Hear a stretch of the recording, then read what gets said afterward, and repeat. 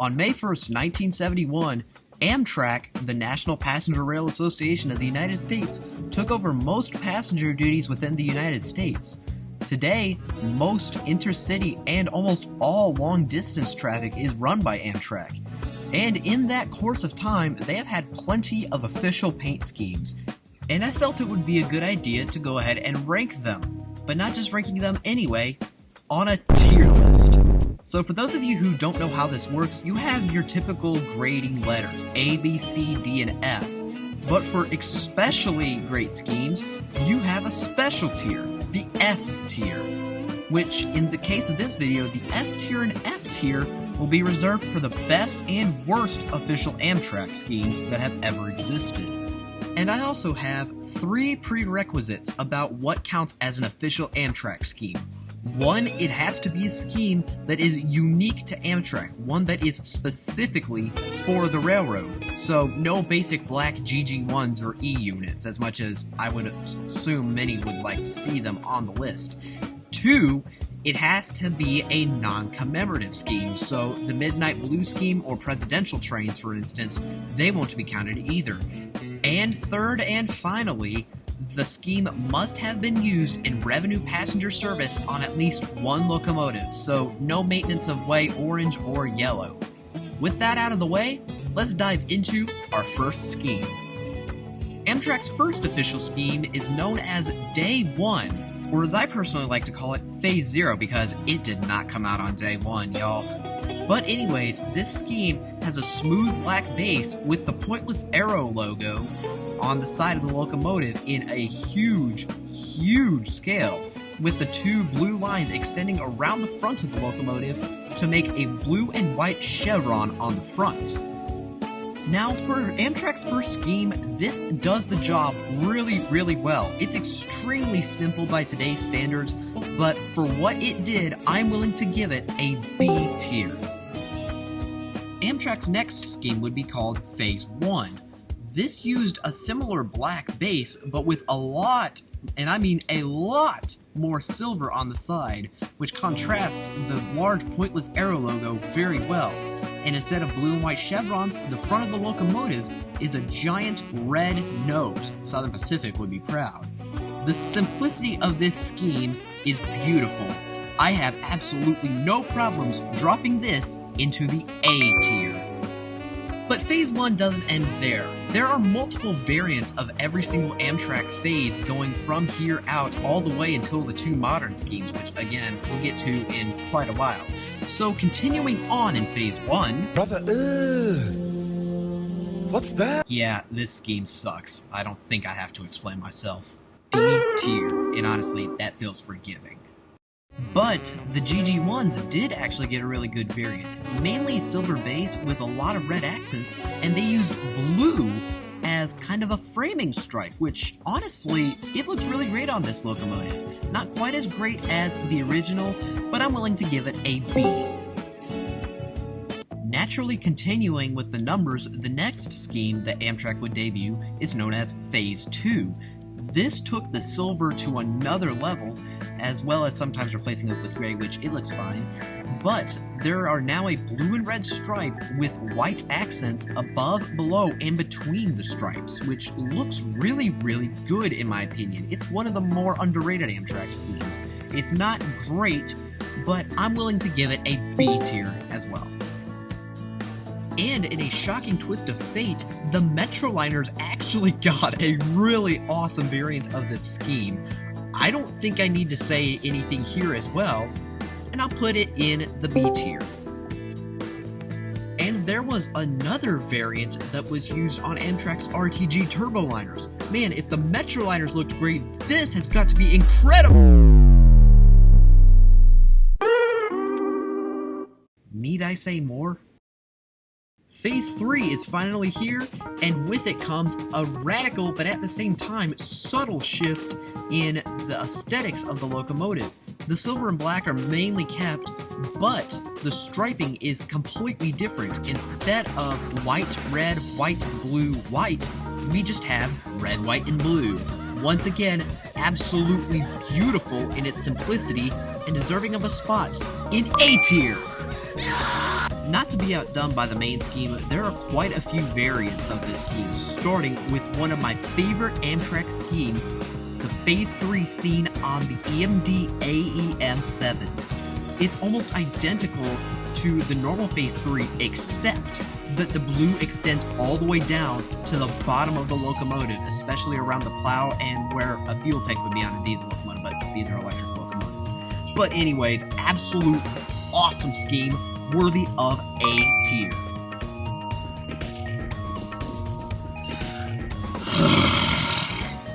Look, I get that a white base works for aircraft. It looks good in that context. But on a train, I mean, really?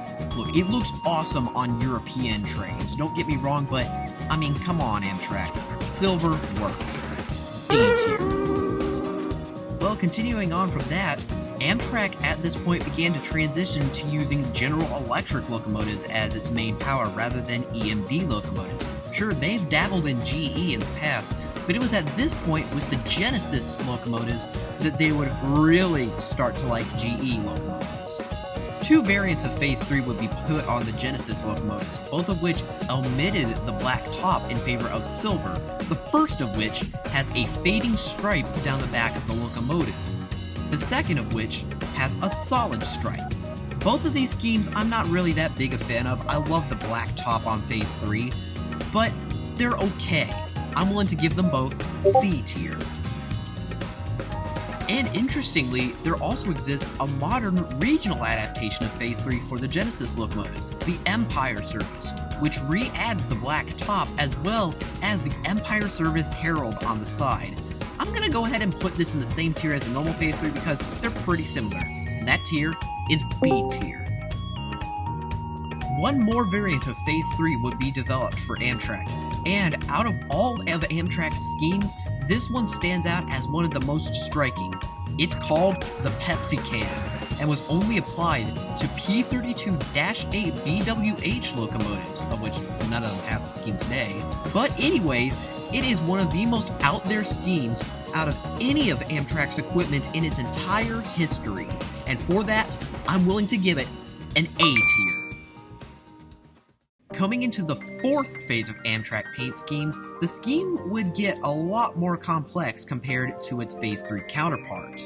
The black top would be entirely omitted in favor of complete silver. Another big change would happen to the striping, where very, very thin white and red stripes would sit on top of a thick blue stripe that would run around the locomotive. This doesn't look necessarily like the best Amtrak scheme, but it does look good on rolling stock, but we're just judging the engines here, and on engines, it's a C-tier scheme.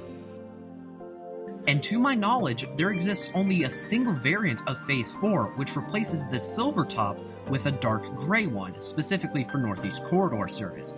This definitely improves the scheme, but I wouldn't say it breaks it out of the tier that it's in, so I will give it a C tier as well. Coming into the new millennium, Amtrak completely redesigned their look, not just changing their scheme, but changing their logo. The pointless arrow was out, and the travel mark was in. And with this change, we would enter the fifth phase of Amtrak paint schemes, of which there actually exist two variations of the main scheme, the earlier of which is just simply known as Phase 5A, and y'all have no idea how hard it was for me to find a decent quality photo of an engine in this scheme. Like, it took me almost an hour. But anyways, this new phase would introduce a new main color to the scheme, blue. Silver and blue would be the two main colors, with the blue in a wavy pattern on top, and a red stripe separating the gray trucks and carriages, and whatever the heck you call the bottom of a train. And the only difference between it and the much, much more widely used Phase 5B would just be the positioning of the red stripe, where Phase 5B had it lower on the car body. Just like the Phase 3 Genesis schemes, I'm going to rate these the same. However, I like these a lot more than that. These, I feel, deserve a spot in the B tier. Just like Phase 4, Phase 5 would get Northeast Corridor variants. In fact, Phase 5 was spurred directly off of a Northeast Corridor project, specifically the famous Acela Express, technically the first equipment to wear Phase 5, although its own variety of it.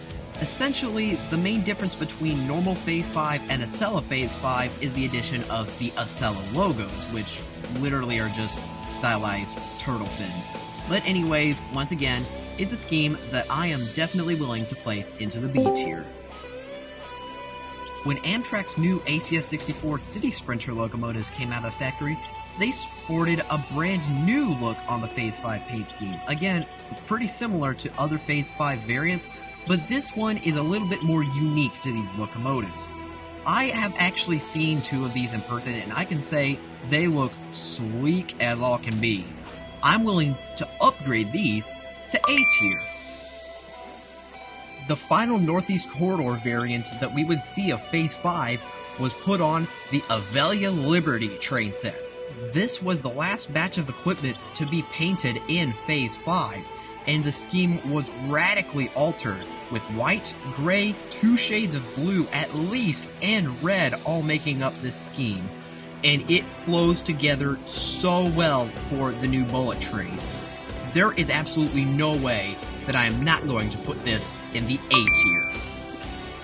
And just like Phase 3, there is a regional variant of Phase 5, the Downeaster variant, in which it's just F40PH in PC, it's like Downeaster. I don't know what else to say. C tier. For Amtrak's 50th anniversary in 2021, a new celebratory scheme was created, one that was applied to a single P42DC as well as 10 ALC-42s. Now, technically, you'd think, hold on, that's commemorative. Well, it's only on the P42 that it's commemorative. On the ALC-42s, it is a normal scheme. I'm talking about...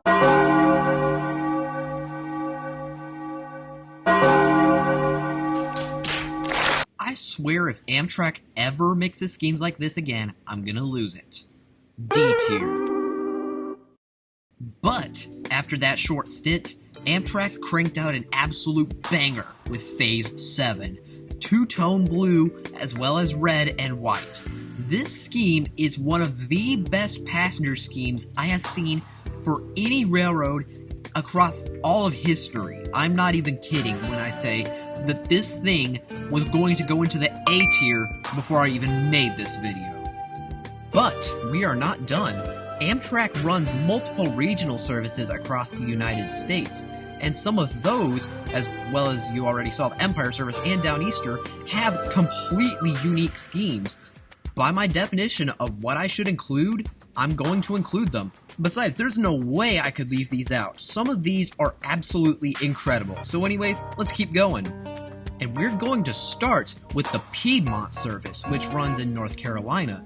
This scheme is one of the most complex schemes on Amtrak and in all of its history. And while the scheme is relatively incongruous between the locomotives and the rolling stock, it still looks really nice, especially with the big yellow NC and the big white star on the front. Worthy, I would say, of B tier.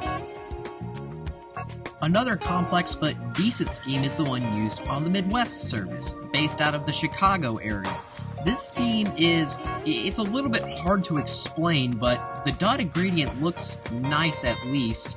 I don't really have much to say. I don't really have a strong opinion on this one, so I think I'll put it in C tier. The west coast of the United States, Washington, Oregon, and California, actually have 3 different regional services. The first of which I'll go over is Cascades. Instead of the traditional Amtrak red, white, and blue, they ditched it for white, brown, and green to represent the Cascade Mountains wilderness, and I personally love this scheme. This is the regional scheme that I wish was on a lot more of Amtrak. Definite A tier. Moving south to Northern California, Amtrak actually provides Capital Corridor and San Joaquin service under the Amtrak California or Caltrans banner, and this is another really interesting scheme. The color scheme is largely similar to the Piedmont service, but it's laid out in a way that kind of reminds me of airlines. I'm not the biggest fan of this, but it does look good. I would say it deserves a spot in B tier. Oh, but the second one, I don't know what to say, I'll just show you.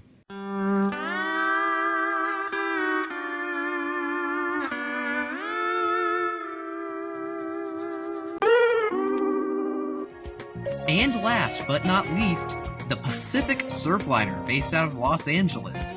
The scheme here has been swapped out for an ocean-themed scheme, with lots of blues, whites, and silvers. The accenting between the colors is insanely good, unlike the last piece of trash that we saw.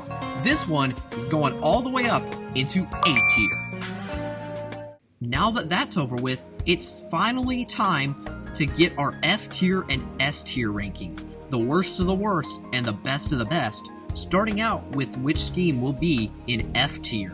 While I did just basically slander the Caltrans NPCU scheme, I will admit it's not horrible. The only reason I ranked it in D tier was just because it sticks out like a sore thumb. And similarly, Phase 6 was only ranked low because it kind of mixed schemes, trying to go back a little bit to the roots of Amtrak, and it didn't really work, so these will not be F tier.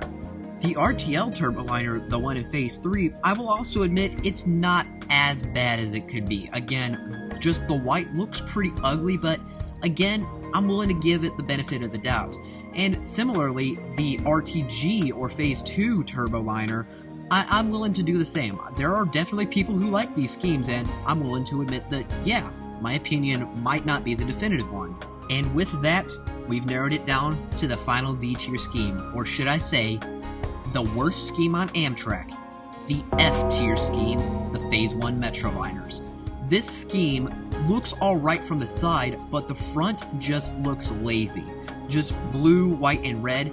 For a scheme that's supposed to evoke America, I get a lot more France off of this one, so sorry, not sorry. But considering all the schemes that ranked A tier, I'm only going to choose 3 to talk about and potentially promote to S tier. These 3 potential schemes are Phase 7, the Avelia Liberty variant of Phase 5, and the Phase 3 Pepsi Can variant. Each of these 3 schemes is phenomenal in their own accords, and each of them, in my opinion, are beautiful schemes for beautiful rolling stock.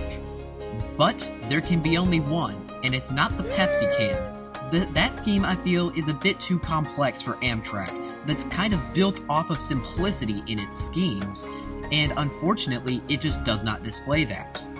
And out of the 2 left, both of these are phenomenal schemes.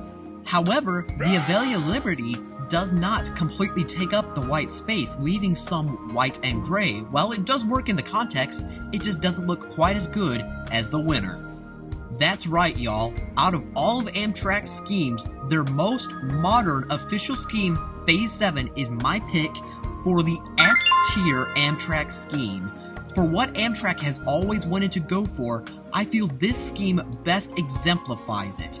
Everything about this scheme just screams excellence in passenger service, and that's exactly what Amtrak wants to be, so they ought to paint their locomotives like it.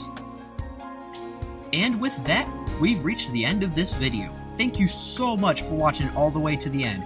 Make sure to like, share, and subscribe if you did enjoy this video, and leave a comment down below on another topic or multiple other topics that I could do another tier list just like this one on. I'd love to be able to go into other topics with these kinds of videos. Anyways, thank you guys so much for watching once again, and with that, I'll catch y'all next time.